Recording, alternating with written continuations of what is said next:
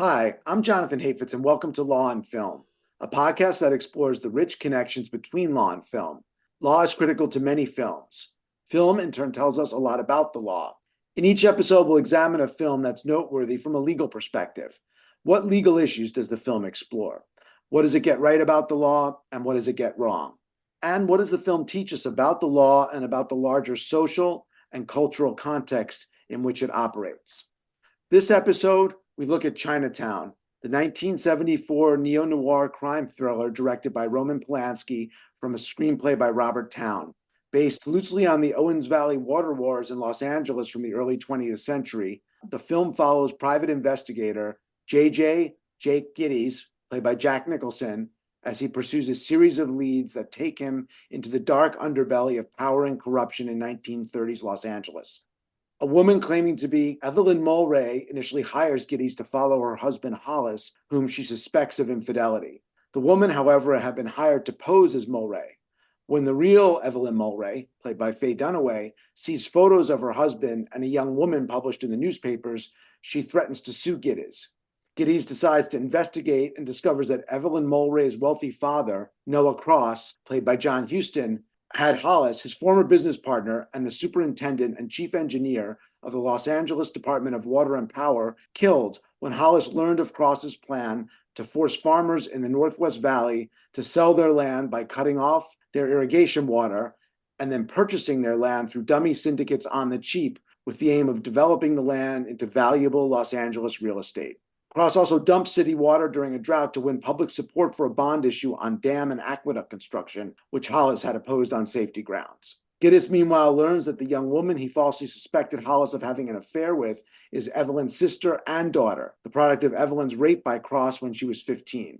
While Gittes ultimately unravels the mystery, he is unable to stop the powerful Noah Cross from achieving his goals or prevent the tragic fate that awaits Evelyn. My guest to talk about this venerated new Hollywood era film is Professor John Walton. Professor John Walton is an author, sociologist, and historian who lives and works in Carmel Valley, California. John received a PhD from UC Santa Barbara and taught for many years at UC Davis as distinguished professor and now serves as emeritus there. John has studied and written about the water wars mounted by the communities of California's Eastern Sierra in response to the construction of the Los Angeles Aqueduct. His work on the Owens Valley water wars also includes a study of the film Chinatown, which provides a fictionalized account of these events that affected popular perceptions then and now. John has also developed these ideas into his book, The Legendary Detective, The Private Eye in Fact and Fiction, which describes how private detectives and agencies became a major industry devoted largely to labor espionage, while through the efforts of the culture industries, via mystery stories, pulp fiction, radio, and film, became an endearing legend. John, welcome to Law and Film. It's great to have you on to talk about Chinatown. My pleasure. So can you talk a little bit more about the historical context for this 1974 movie?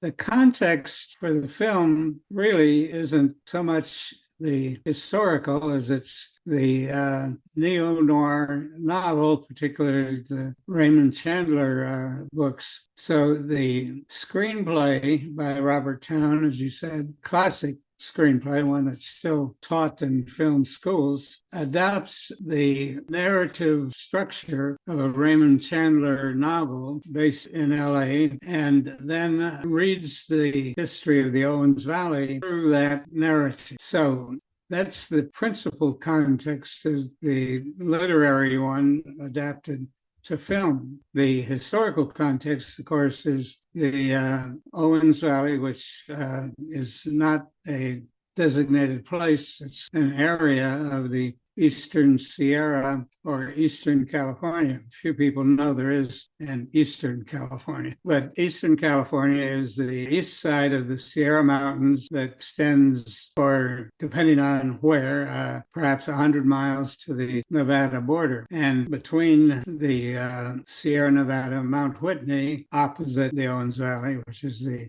highest mountain in continental U.S., to the eastern Nevada border, there's another mountain range called the White Mountains. and the Owens Valley is formed between those two ranges and extends perhaps 150 miles from the northern part to where it spreads out into the desert. So the significance of the Owens Valley is it is a great source of water, natural runoff from the Sierras, and a ton of groundwater precipitates in that direction. And of course, the water is a major resource, which eventually came to the understanding of certain officials in Los Angeles that this abundance of water might be tapped and transported through a major project to Los Angeles in order to enable the development of Los Angeles real estate population. So the story simply is a union of particular popular culture narrative style and a natural resource and environmental phenomenon and an environmental struggle, because what ultimately came about the Owens Valley, a cause célèbre, was the resistance to the export of that water from the Owens Valley to Los Angeles. So in a nutshell, that's the combination of historical and literary elements that make the whole story. And so the film, as you described, makes some adaptations to the history. What are a couple of the most key changes that the film makes, historically speaking? Well, this is the fun part, because there's so many changes in the reality. And as I'll get to later, the way the reality feeds back on the present, that has become a matter of speculation and expose.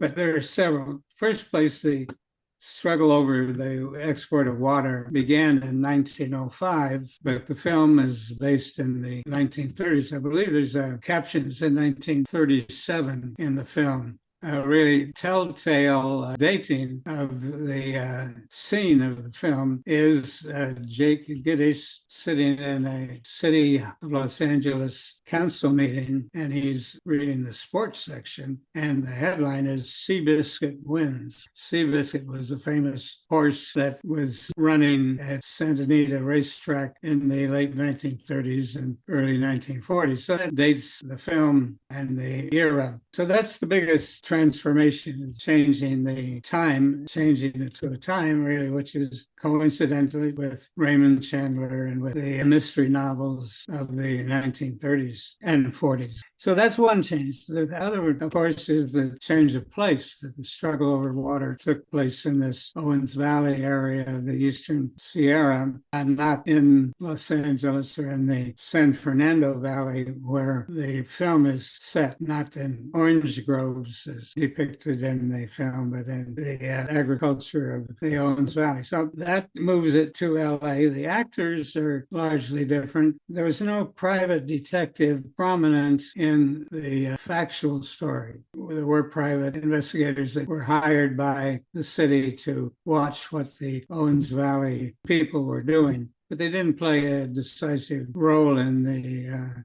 outcome of those events. So private eye is inserted there again for the sake of the narrative. The actors in the real drama were leaders of this Owens Valley community that raised a resistance to the building of the aqueduct, which ultimately transports the water. Them and figures from the city of Los Angeles. A bit of a tangent here, and that is that in the film and in much popular culture, a central figure is the character of a man named Mulwray in the film, but in reality, Mulholland, who was the great engineer who built the aqueduct. Mulholland was not really a figure in the drama that he's played as in the film, but he was an engineer that supervised the building of the aqueduct. Part of the fiction becomes people always referring to Mulholland as the evil genius that stole the water from Owens Valley, and it wasn't him. He was an engineer, quite a accomplished fellow. He was an Irish immigrant from Belfast who came to Los Angeles and went to work for the then private water company, learned the entire water system of Los Angeles, and rose to being the chief engineer of the Department of Water and Power. So a formidable figure, but not the one who played the kind of role that the film shows Mulwray playing. So that's another change. They go on and on. And the film, of course, depicts a conspiracy of developers, or at least a conspiracy headed by Noah Cross, the John Huston character, to buy the properties that would come with water rights, which then would allow the city to expropriate the water. In fact, it wasn't a conspiracy at all. It was done openly and actually with the support of many civic-minded Los Angeles people, especially the powerful people. A bit of a coincidence in names is the Chandler family owned the LA Times newspaper, not Raymond Chandler related, but a powerful family. And they, along with the figures in the water department, were the ones who were active in this public campaign to pass bond issues that would support the building of the aqueduct. So the lack of a conspiracy in the actual development of the aqueduct and the project was key to the ambition of Los Angeles historically to develop, very much behind the efforts to have Mulholland to build the aqueduct and bring the water. So there were no murders that ever took place in the real story, although there are two in the film, first of Mulwray and later of his daughter. Not exactly a murder, but a police killing accidentally. So those are a whole series of differences between the historical developments and the way the film portrays them. So interesting. And, in a way, as you describe it, it was still a story in real life and the history of power and money, but it sounds like, it wasn't conspiratorial in the real Los Angeles or in the dark shadows. It was right out in the open. And I think all those adaptations were part of the way of kind of making this a crime thriller and making the private eye central. So just kind of shifting to the private eye figure, they talk about this in your book, The Legendary Detective, which I recommend to anyone who's interested in this genre. It's a fantastic book. And you talk about the private investigator in popular culture and how it changed over time. It's almost like a separate story to understand the film. So can you kind of just give a little snapshot of the development of the private eye in film and popular culture, and then where Jake Gittes, the Jack Nicholson character, finally fits when we get to the 1970s? The private detective in the United States, different history from how there were parallel and earlier developments in England and in France, is one that's connected with the labor movement. The famous Pinkerton Agency began in 1850s as a protection service for the railroads. There were train robberies by Butch Cassidy and the Sundance Kid, also Jesse James. They were train robbers, and the Pinkerton Agency came into existence at the behest of the railroads to protect their shipping, not only from train robbers, but from employees. They were afraid that the employees would pilfer the mails. So Pinkertons came in to surveil that and to chase the robbers when they could. So the association between private detectives and development of that industry was largely around the labor movement. And so more and more private detectives, with additional agencies being formed, many throughout the country, were infiltrating and surveilling the union movement to see what they were doing, and often to discourage or break the unions. So many great stories of detectives becoming union members and labor spies, basically. And that industry, people don't really realize the extent, but it was a huge industry. All the major corporations had hired detectives or sometimes had their own internal detectives, and this was the principal activity. Later, it involves, particularly at the end of the 1930s and the end of the Depression, there are labor laws passed which allow collective bargaining, which is what the labor spies were reporting on as a nefarious activity. until it becomes legal. And when it becomes legal, then the detectives have no business surveilling them, and they turn to other things. So the private detective as a occupation changes, and it moves much more into domestic controversy, infidelities spied upon, fortune hunters, and then a big industry and insurance claims, workman's compensation, fakes, and all of this. And the development keeps going until it gets into industrial espionage, stealing patents, and that sort of thing, until at the present, it's much more about the security of trade secrets and all. The interesting characteristic phenomenon is that Pinkertons ultimately were bought, and they were bought by a firm in Sweden called Securitas. And their whole business is industrial espionage and spies. That was the development. But of course, the institutionalization of the idea of the private detective comes from this outpouring of popular culture, which is another long story. But to make it short, the agencies in their heyday of labor spying began a PR campaign to portray their work as something heroic and something beneficial. So Pinkerton published a series of books about the detectives in the railroads, the detectives in this or that. And that evolved into a kind of literature that then other authors took up because it was a popular genre. So a lot of the early novelists, many of them, but the most well-known figures are Dashiell Hammett, who himself was a private detective for Pinkerton for a time, short time, and Raymond Chandler, and on and on. That marks then the accompaniment of the evolution of the detective itself. Sort of a sidebar here, I was invited to talk to a group called the CALI, C-A-L-I, which is the California Association of Licensed Investigators. And I spoke to their annual dinner and meeting. A lot of fun, really nice people, and they enjoy their work, and they enjoy this mantle of the PI. The work they do are background checks and insurance fraud and all that. Well, and of course, there were all sorts of Hollywood scandalous figures dug up dirt. The PIs exist today, but very different from their image. One final note there, when Jake Gittes comes on in the opening of the film Chinatown, he's depicted in this scene in his office, as you mentioned, with fake Mrs. Mulwray coming in and hiring his services. And that scene is an exact, almost duplicate of the way the Maltese Falcon opens in the 1941 film, which was a direct portrayal of the Dashiell Hammett novel. Same thing. So this interplay of fiction and real kind of characters is pervasive.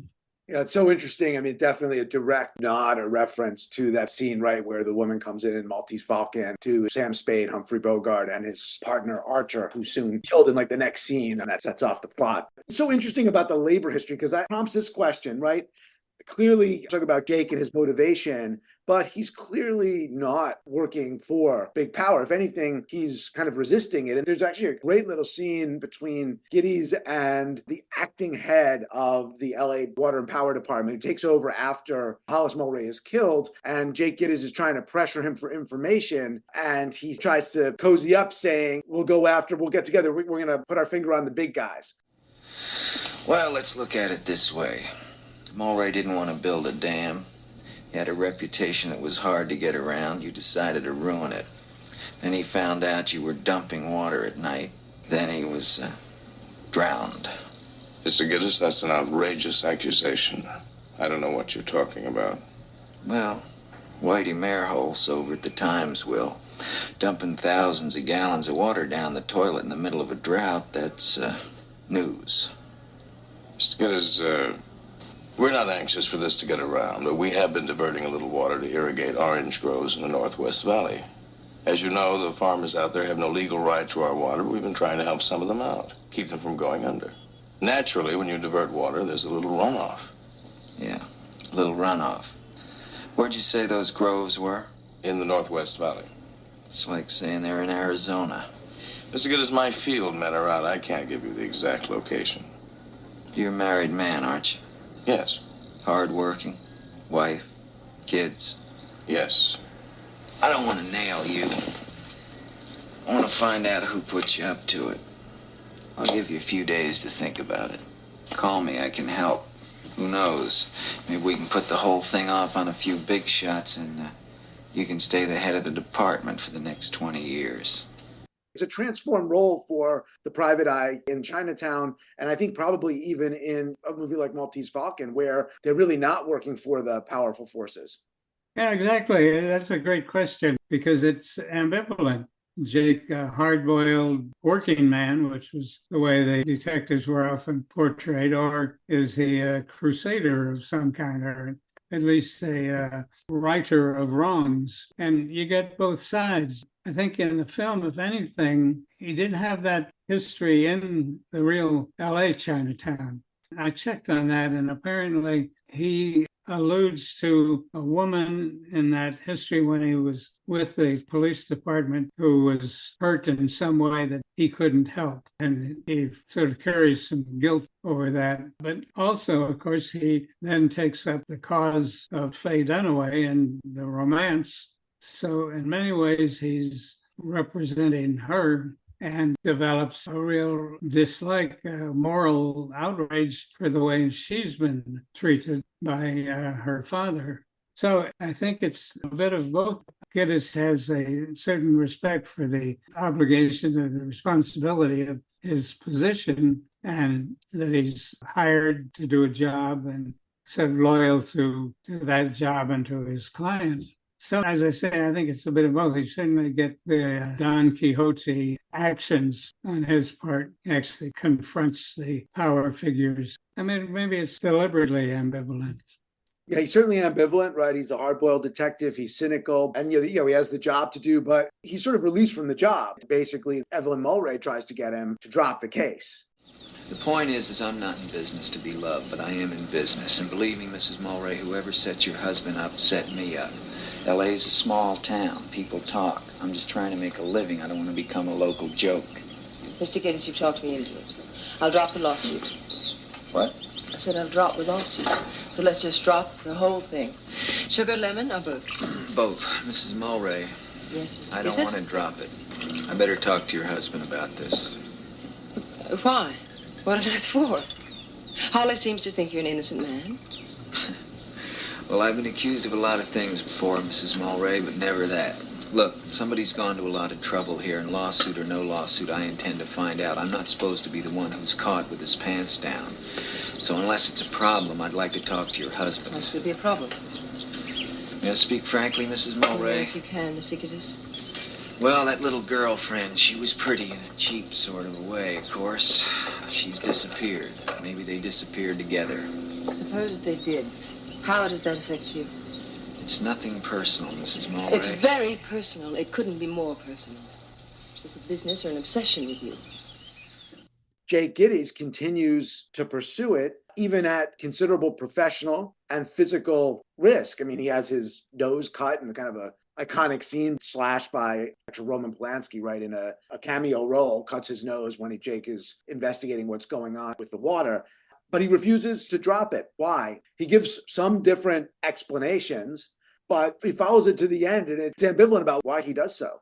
There's another scene with him and John Huston, which, for those who don't know California, Southern California, actually filmed on Catalina Island. That's where he had his horse arena and all that. But I think he gets a little pissed off the way John Huston is taunting him or saying, this is the way of the world, and, you're not going to be able to do anything about it. And he may have, took umbrage to that put down and go after John Huston's scheme for that reason.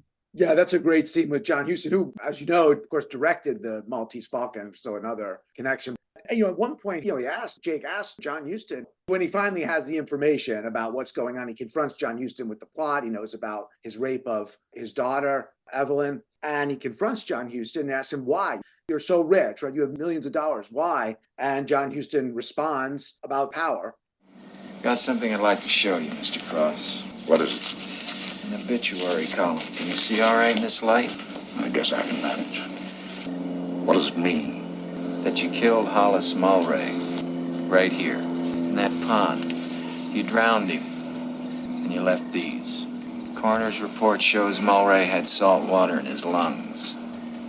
Hollis was always fascinated by tide pools. You know what he used to say? I haven't the faintest idea. That's where life begins. Sloughs, tide pools. When we first come out here, he figured if you dumped water into the desert sand and let it percolate down to the bedrock, it'd stay there instead of evaporate the way it does in most reservoirs. You only lose 20% instead of 70 or 80. He made this city. And that's what you were going to do in the valley. That's what I am doing. The bond issue passes Tuesday. There'll be $8 million to build an aqueduct and a reservoir. I'm doing it. Going to be a lot of irate citizens when they find out that they're paying for water that they're not going to get. Oh, that's all taken care of. See, Mr. Gittes, either you bring the water to L.A., or you bring L.A. to the water. How are you going to do that? By incorporating the valley into the city. Simple as that. How much are you worth? I've no idea. How much do you want? No, I just want to know what you're worth. Over 10 million? Oh, my, yes. Why are you doing it? How much better can you eat? What can you buy that you can't already afford? The future, Mr. Gittes. The future. Now, where's the girl?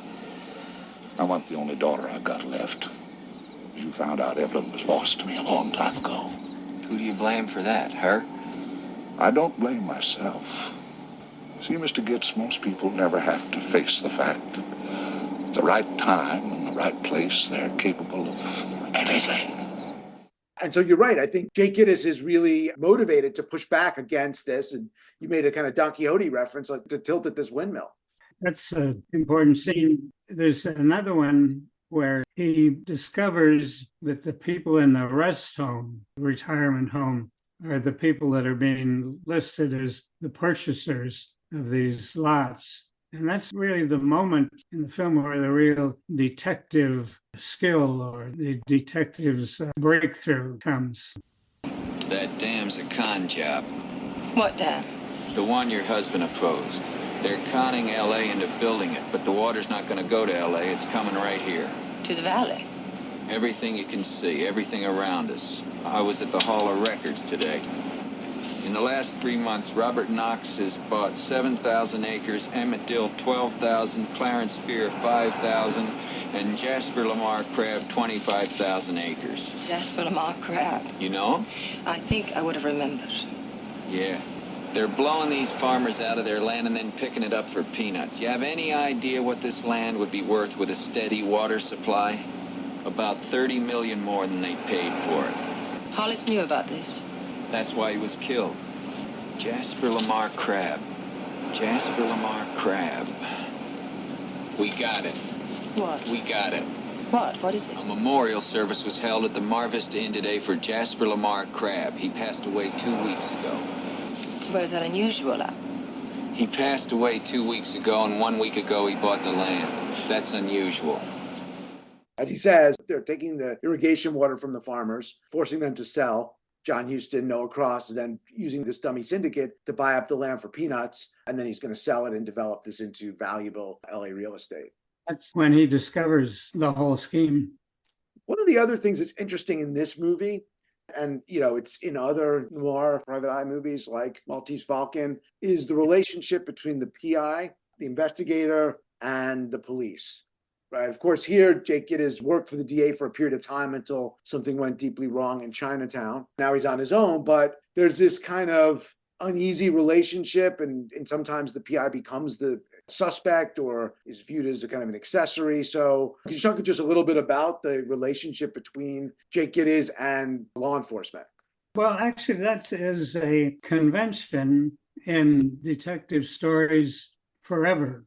Mystery stories in the U.S., which are largely about private detectives. The police are not as capable, not as insightful, and often are not really pursuing justice, but pursuing establishment interests. And it's the PI who is, in that context, the Don Quixote or the reform figure. In Chinatown, of course, he indicates that he had been a member of the police force and now views his old friend as not pursuing the case.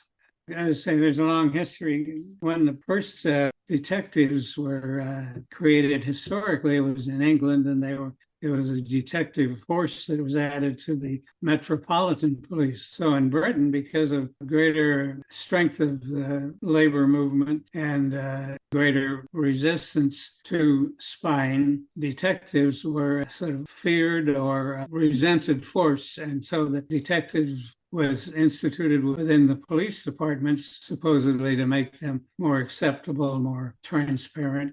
And the British line, you find much more portraying the police detective rather than the private detective, which is the model in the US.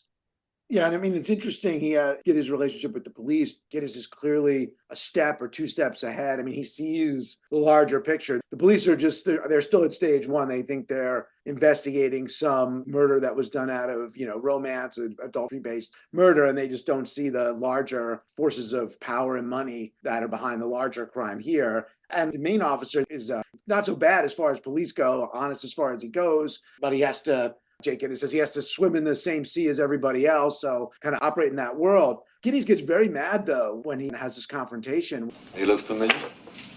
Yeah, I took him. So what? How did she happen to have him? Either you tell me or I guess I don't know the answer. You must really think I'm stupid, don't you, Gittes?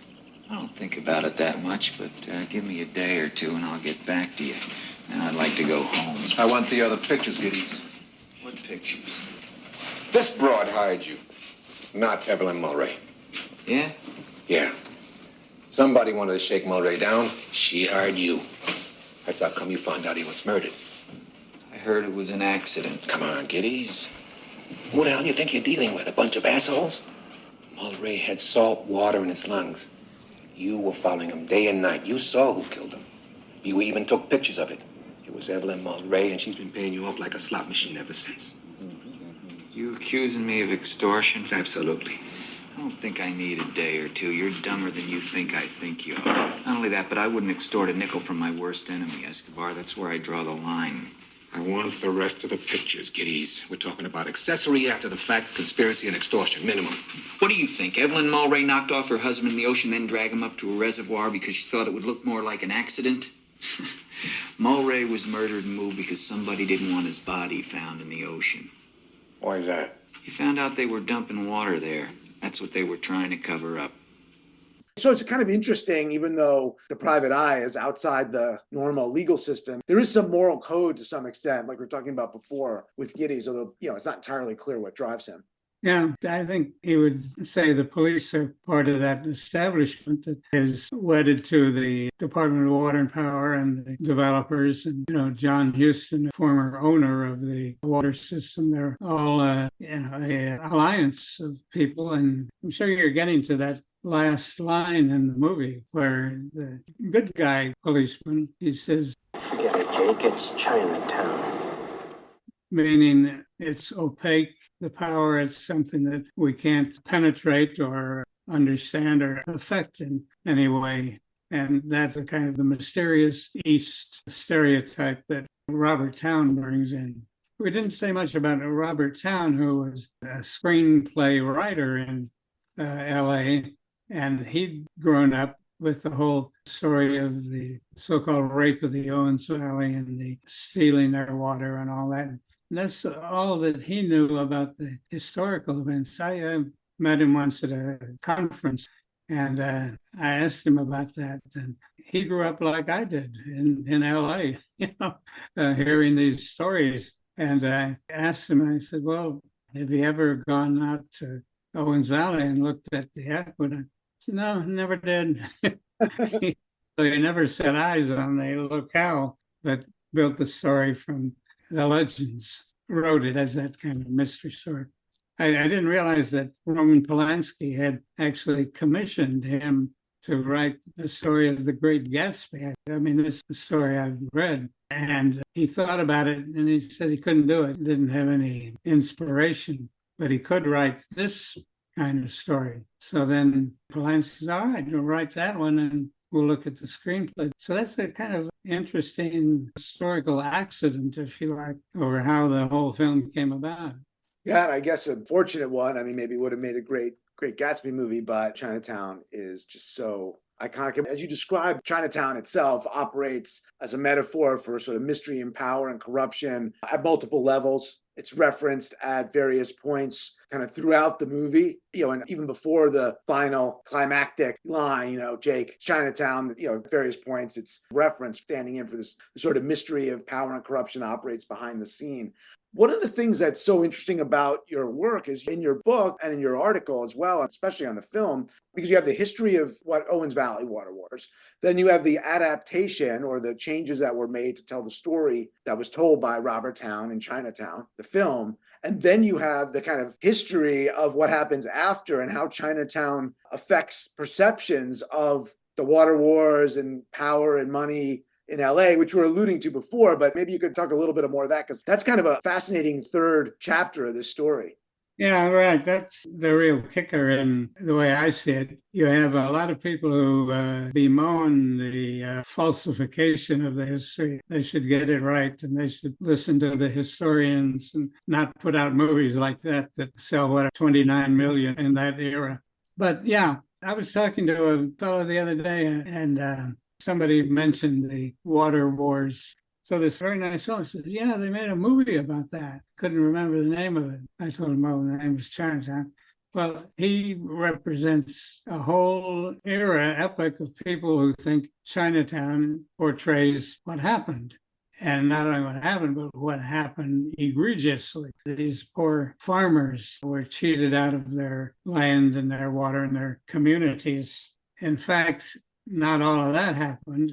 The Owens Valley resistance movement won some victories, which are pretty remarkable given who their opponents. But Chinatown became the way people understand the injustice that was done by LA to these people. And that recognition of the legitimacy of the cause of the people who were expropriated has played into, even supported ideologically or culturally, the movement of resistance, which has gone on from actually 1905 till now. That's 119 years of continuous representation of the interests of the Eastern Sierra people. First, it was people who were residents. Some of them were farmers, but most of them were merchants and bankers. Until today, it's environmentalists. And so the whole Owens Valley story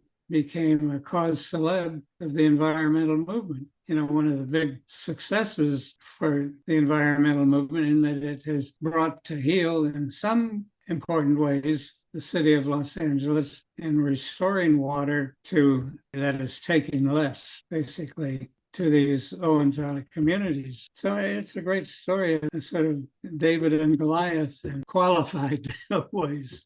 Yeah, and I think, as you say, it's the story, most audiences who don't really know the real history. The LA Water story becomes the story of the film Chinatown. That becomes the LA Water story, and that becomes kind of this urban history in the realm of popular culture, as you write about. And ironically, this story, as told through popular culture in the film, is used by environmental activists, Citizens Alliance in the 70s and 80s, and succeeds or helps advocates or activists give back to Owens Valley some share of natural resources, community control, and local dignity. So it's not the original story. It's like the modified story as told in Chinatown, then sort of launches this new wave of activism. It's a fascinating tale of kind of what happens with popular culture.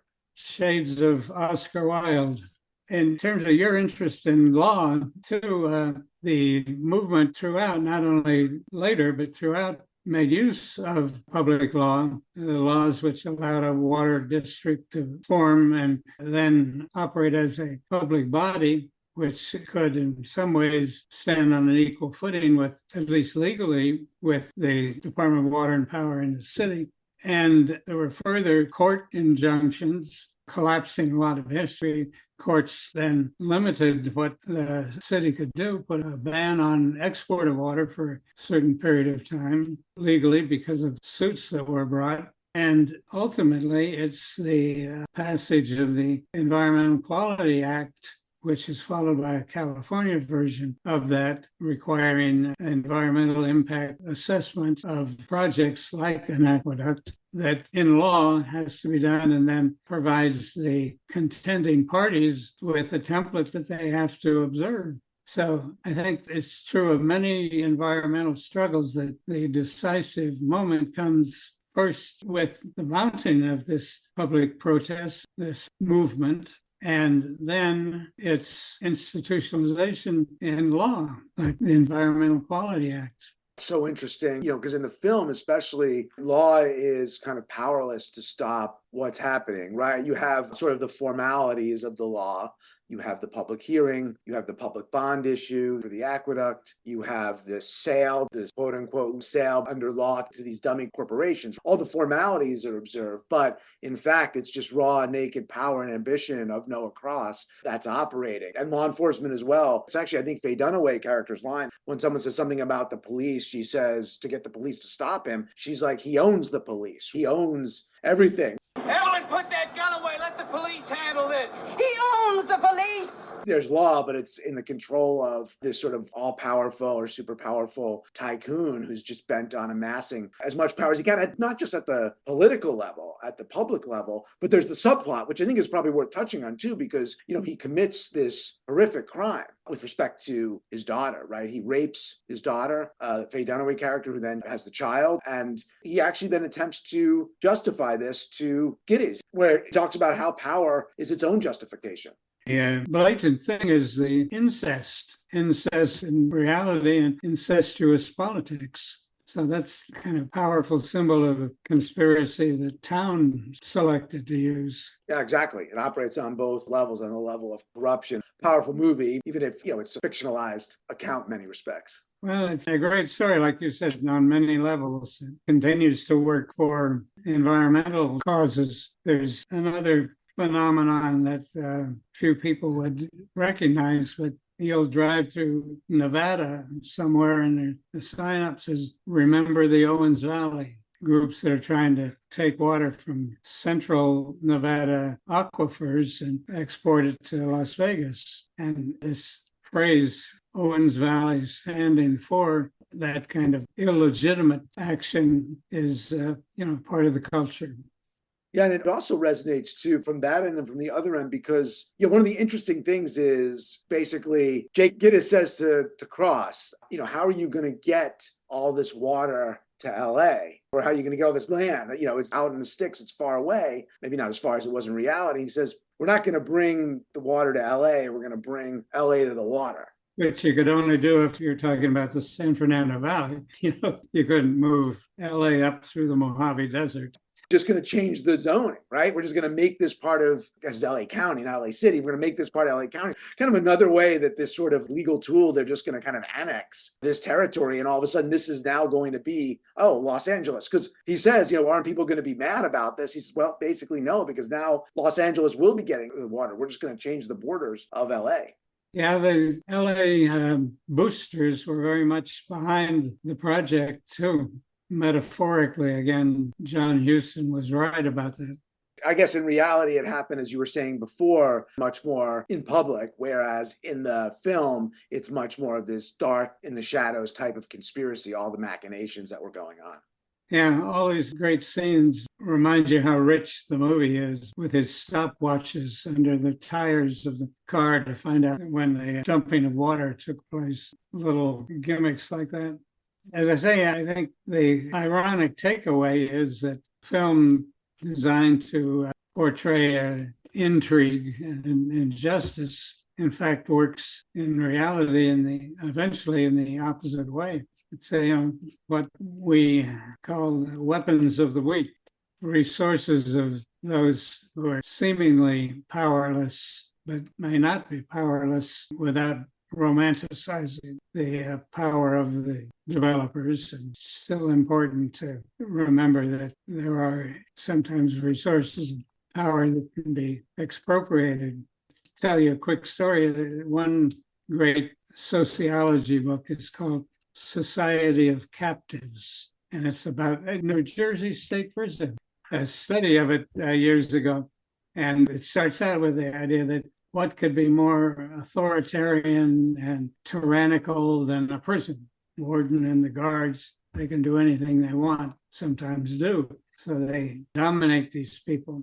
And the book goes on to say, well, no, wait a minute. There's something called the defects of total power. And what's that? Well, there's 50 guards and 5,000 prisoners. They're not all powerful. The only way that they can maintain their livelihood, their jobs, their institution, is through concessions, through making allowances for eliciting cooperation. They say, you behave and don't riot, and we'll do this. We'll let you have more freedom on your wards. I worked during some graduate school in the Los Angeles County Juvenile Hall, and in the unit where the kids weren't in a camp, but went in the juvenile hall itself. And we did exactly that.